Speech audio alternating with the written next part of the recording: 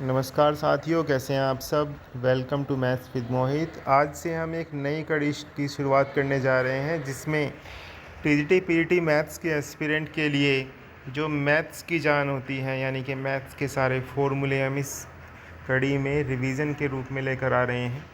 तो one by one हम हर एक चैप्टर का रिवीजन करेंगे, जिसमें ये रिवीजन जो होने वाला है सिर्फ फॉर्मूलों का रिवीजन होने वाला है, उनके मेन कॉन्सेप्ट विद फार्मूलाज। तो ध्यान से देखिएगा और चैनल को सब्सक्राइब कीजिए अगर अच्छा लगे, और वीडियो को लाइक कीजिएगा। तो ये जो बुक रहने वाली है आपकी, प्रोफेसर आर के मलिक द्वारा लिखी गई है, इसी का हम रिवीजन करेंगे। एक बार मैं आपको इसका एक ब्रीफ रिव्यू दे देता हूँ कि हम इस बुक में कौन कौन से चैप्टर कवर करने वाले हैं। जैसे फर्स्ट चैप्टर है आपके पास रेशियो एंड प्रोपोर्शन, सेकेंड है आपके पास set theory, complex number, quadratic equation, determinant, matrices, sequence and series, inequality, permutation and combination, mathematical induction, binomial theorem. यानी कि कुल मिलाकर इस कंप्लीट बुक में आपका यूपी टीजीटी मैथ्स का सिलेबस दिया हुआ है। और ये सारे टॉपिक हम क्या करेंगे, इनके कॉन्सेप्ट और फॉर्मूला ध्यान से समझते हुए चलेंगे, और एक दिन में एक या दो चैप्टर्स हम यहाँ पर ख़त्म करने वाले हैं, ताकि एग्ज़ाम से पहले हमारा कंप्लीट रिवीजन हो जाए। ये एक क्विक रिवीजन वीडियो रहने वाली है, जिसमें हम ज़्यादा समय वेस्ट नहीं करेंगे, सिर्फ रिवीजन पर ध्यान देंगे। तो आइए स्टार्ट करते हैं अपनी जर्नी, मेरे साथ सभी रिवीजन पर ध्यान देंगे। तो फर्स्ट चैप्टर है आपके पास रेशियो एंड प्रोपोर्शन, जिसमें आपके पास सिंपल एलिमेंट्री ऑपरेशंस दिए गए हैं, जिसे हम रेशियो और प्रोपोर्शन में यूज़ करते हैं। सबसे ज़्यादा यूज़ होने वाला इसमें जो कॉन्सेप्ट है वो है आपके पास ये कि अगर आपके पास गिवन है a by b equals to c by d, तो उसको ऐसे भी लिखा जा सकता है, अगर हम क्रॉस मल्टीप्लिकेशन करा दें, a by c is equals to b by d. अगर आपने इस तरीके से इसमें चेंज किया है, इट मीन्स कि आप इस रूल को, कौन से रूल को यूज़ कर रहे हैं, अल्टरनेंडो को यूज़ कर रहे हैं। ठीक है ना, इस रूल का नाम है अल्टरनेंडो। अब देखो टीजीटी या पीजीटी एग्ज़ाम हो, उसमें रूल्स के नाम तो नहीं पूछे जाते, लेकिन रूल्स को अप्लाई करना ज़रूर आना चाहिए। जैसे हमारे पास नेक्स्ट है कॉम्पोनेंडो। कॉम्पोनेंडो के केस में क्या किया है कि जो सामने वाला है उसी को हमने क्या कर दिया, ऐड कर दिया, ये वाला जो है। जैसे यहाँ पर a बाई बी था और इक्वल में कितना था, c बाई डी, तो हमने क्या किया, a में b ऐड कर दिया, अपॉन में b को ही रखा, जो आपका डिनोमिनेटर में गिवन है उसी को ऊपर ऐड कर दिया। इसी तरीके से d को हमने c में ऐड कर दिया, तब भी वो इक्वालिटी की फॉर्म में रहते हैं। इसको बोलते हैं कंपोनेंडो। उसके बाद आता है डिविडेंडो। डिविडेंडो में करते हैं माइनस, कंपोनेंडो में प्लस, डिविडेंडो में माइनस। अगर दोनों को मिला दें तो कंपोनेंडो एंड डिविडेंडो बन जाता है, और अगर रिवर्स कर दे तो इन्वर्टेंडो बन जाता है। तो रेशियो एंड प्रोपोर्शन के बिल्कुल सिंपल रूल्स हैं। अब उसके बाद इसका नेक्स्ट चैप्टर स्टार्ट होता है हमारे पास सेट थ्योरी, जो कि क्लास 11th का चैप्टर है। इसमें हम जनरल रिवीजन करने वाले हैं। सबसे पहले हम बात करेंगे सेट की।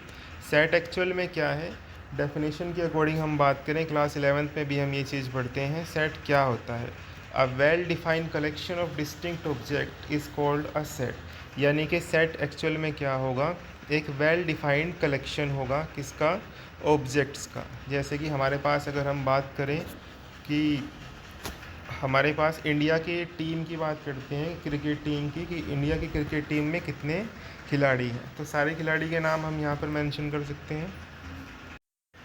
और हमारे पास वो खिलाड़ी भी कैसे होंगे, जिसमें हमने स्पेसिफिक बता दिया कि वो सारे कैसे हैं, बैट्समैन हैं। ठीक है ना, तो हम उनका क्या बना सकते हैं, उनको कलेक्शन कर सकते हैं, कलेक्शन बना सकते हैं उनका, और वो कलेक्शन ही क्या कहलाएगा, सेट कहलाएगा। ठीक है ना।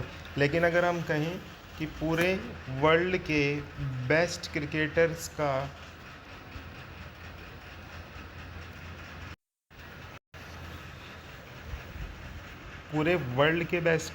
अगर हमें कलेक्शन बनाना है, तो बेस्ट क्रिकेटर के केस में तो हमारे पास क्या हो जाएगा, क्राइटेरिया थोड़ा डिफरेंट हो जाएगा, तो वो वेल डिफाइंड कलेक्शन नहीं बनेगा, इसलिए हम उसको सेट की कैटेगरी में नहीं रखेंगे। ठीक है। उसके बाद इसका जो साइन बनता है, जो हमारे पास सेट होता है, सेट के अंदर जो ऑब्जेक्ट लिखे जाते हैं, मान लीजिए आपने लिखा ए बी सी, ये एक सेट बना हमारे पास, और इस सेट को नाम दे दिया हमने सेट ए। तो ये जो एलिमेंट्स हैं, जैसे ए है, तो इसका मतलब ए जो है वो कहाँ जा रहा है, कैपिटल ए में, या कैपिटल ए क्या है, सेट है, और ये जो ए है ये क्या कहलाएगा, आपका एलिमेंट कहलाएगा, यानी कि ए बिलोंग्स टू ए, ये बिलोंग्स टू का साइन होता है एप्सिलॉन। उसके बाद देखो लाज ऑफ अलजेब्रा ऑफ सेट, हमारे पास होता है एक आइडेम्पोटेंट लॉ। आइडेम्पोटेंट लॉ में क्या कहा गया है कि अगर ए का ही यूनियन ए के साथ हम लें तो हमारे पास वही सेट बचता है ए। जैसे बी का यूनियन आप बी के साथ लेंगे तो हमारे पास क्या मिलेगा, बी ही मिलेगा, और इन द सेम में अगर ए का इंटरसेक्शन ए के साथ ले रहे हैं तो सेट ए ही आपको देखने को मिलेगा। नेक्स्ट है आइडेंटिटी लॉ। आइडेंटिटी लॉ का क्या मतलब होता है, एक ऐसी वैल्यू जैसे हम आइडेंटिटी यूज़ करते हैं ना इंटीजर के केस में, रैशनल्स के केस में, इसी तरीके से यहाँ भी आइडेंटिटी आती है। यानी कि अगर ए का यूनियन किसके साथ करें कि हमें रिज़ल्ट में ए ही मिल जाए, तो वो तो एक ही सेट में ले सकता है हमारे पास, जो कि नल सेट होता है फाई, यानी ए का यूनियन फाई से कराने पर दोबारा हमें ए ही मिल जाएगा। उसके बाद ए का इंटरसेक्शन किसके साथ कराएं कि हमें रिज़ल्ट में ए ही मिले, तो ए का इंटरसेक्शन अगर हम यूनिवर्सल सेट से करा देंगे तो हमारे पास क्या मिल जाएगा, ए, क्योंकि जो ए होता है वो एक्चुअल में क्या है, सारे सेट यूनिवर्सल सेट के ही सबसेट होते हैं, ठीक है ना। नेक्स्ट है हमारे पास कम्यूटेटिव लॉ। कम्यूटेटिव लॉ दो सेट के लिए हमेशा फॉलो होता है, इसी तरीके से इंटरसेक्शन में भी फॉलो होता है और यूनियन में भी फॉलो होता है। एसोसिएटिव लॉ इंटरसेक्शन के लिए भी वैलिड है और इसी तरीके से आपका यूनियन के लिए भी वैलिड है और इंटरसेक्शन के लिए भी वैलिड है। नेक्स्ट है हमारे पास डिस्ट्रीब्यूटिव लॉ। डिस्ट्रीब्यूटिव में डिस्ट्रीब्यूट करना होता है, यानी कि हमने क्या किया, जैसे ए का यूनियन बी इंटरसेक्शन सी के साथ था तो पहले ए बी के पास गया, फिर ए सी के पास गया, A union B intersection A union C. इसी तरीके से यहाँ भी डिस्ट्रीब्यूशन हुआ है।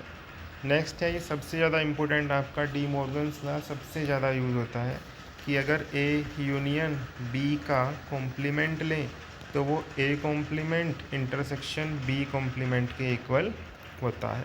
क्लियर हुई इतनी बात।